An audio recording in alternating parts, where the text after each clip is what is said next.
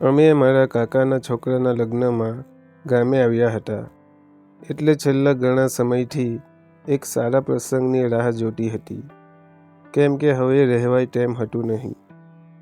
હું એકદમ કોરી હતી અને મને પણ ભૂખ ભોગવાની ઈચ્છા હતી. હું નાના છોકરાની શોધમાં હતી. મને કોઈ સંબંધી કે મહેમાનોમાં રસ ન હતો.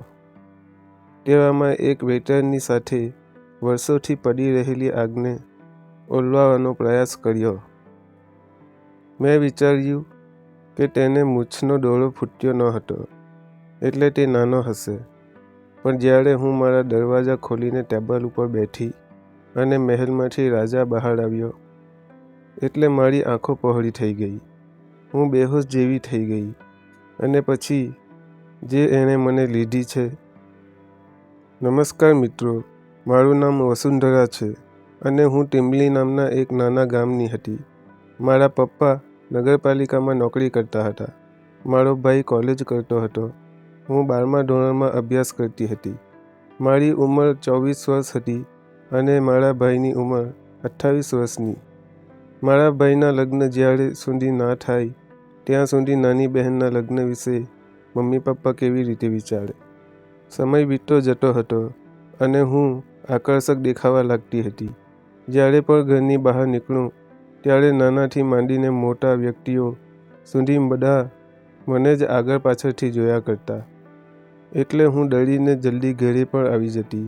હવે મારા શરીરની આકર્ષકતા દિવસે ને દિવસે વધી રહી હતી. હું શું કરું? મમ્મીને પણ આવી વાતો કરવા માટે હું ડરતી હતી કે મારા લગ્ન કરાવો. ભાઈ પણ તેમની બહેન સામે જોતો નહીં.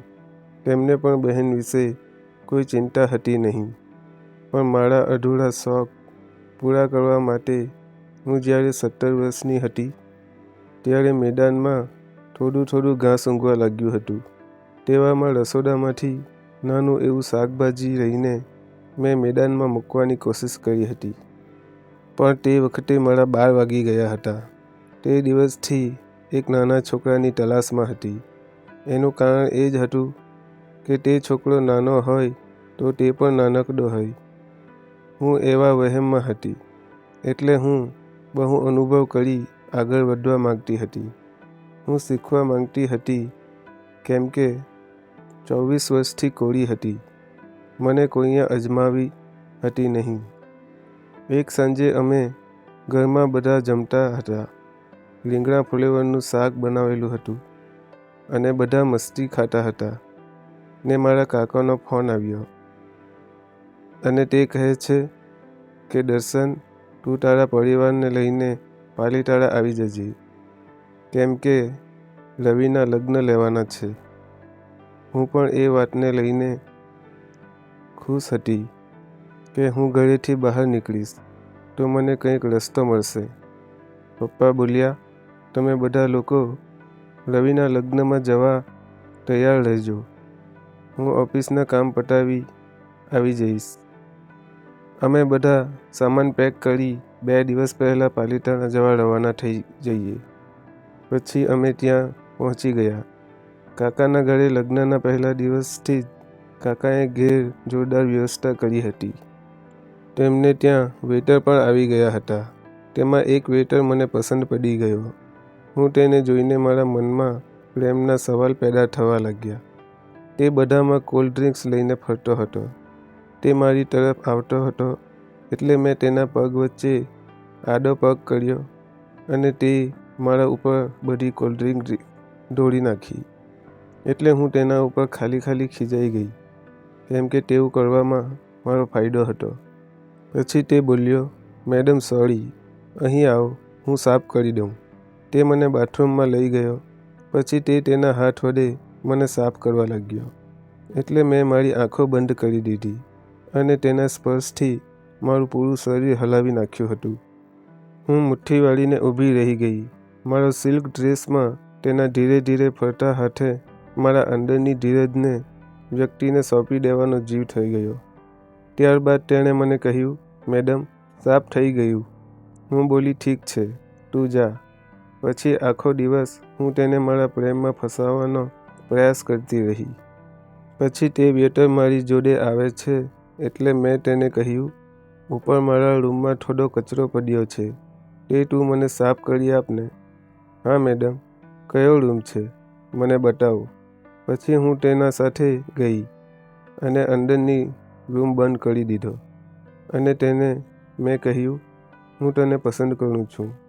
તું મને આજે મહેંદીની રસમ પૂરી થાય એટલે તું મને અગાસી ઉપર મળવા આવજે. પણ મેડમ, હું ક્યાં અને તમે ક્યાં? મેં કહ્યું, તું એ બધું ભૂલી જા અને હું કહું તે તારે આજે કરવાનું છે. મેં તેને નજીકથી તેનો સ્પર્શ કરી દીધો અને મારા પોછા તેને સ્પર્શ કરાવી દીધા. તેને અંદરના રૂમાટા ઊભા કરી દીધા એટલે તે મને સમજી ગયો કે હું તેને કઈ દિશા તરફ જવા માટે પ્રેરિત કરી રહી છું. અને તે સમજી ગયો હતો કે મારે મેડમને શું પૂરું કરવાનું છે. પછી અમે લગ્નના પ્રસંગમાં ચાલ્યા ગયા. હું હવે મહેંદીની રસમ પૂરી થવા આવે તેની રાહ જોવા લાગી.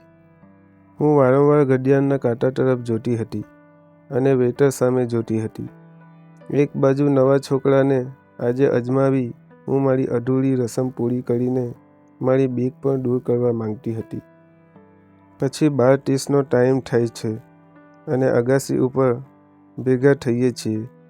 પછી હું રંગીલા રાજા સામે જોયા કરતી હતી. તે પણ તીખી નજરે મને નીચેથી ઉપર સુધી નિહાળી રહ્યો હતો. હવે મેદાનમાં તો હલચલ થવા લાગી હતી. એક બાજુ ધબકારા વધતા હતા કે આજે શું થવા જઈ રહ્યું છે.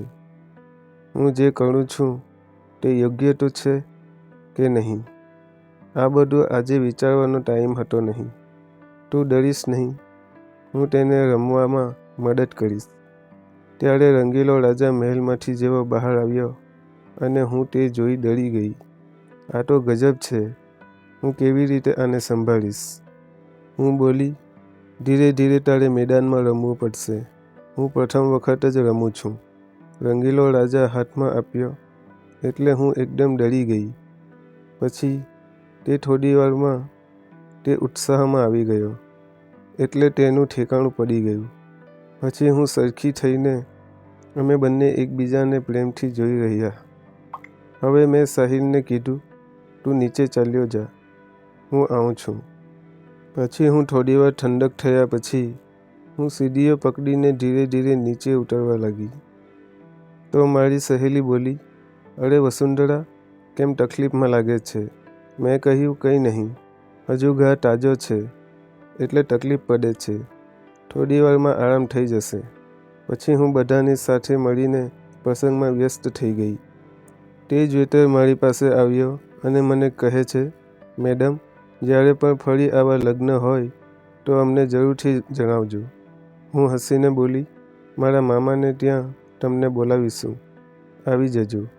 પછી હું સાહિલની સામે વારંવાર જોઈને તેને રિસ્પોન્સ આપતી રહી. મિત્રો, વિડીયો ગમ્યો હોય તો ચેનલને સબસ્ક્રાઈબ કરી દેજો. નવા મિત્રોને ચેનલ સબસ્ક્રાઈબ કરવાનું ભૂલતા નહીં. નીચે આપેલ સબસ્ક્રાઈબનું બટન દબાવી દેજો. આભાર.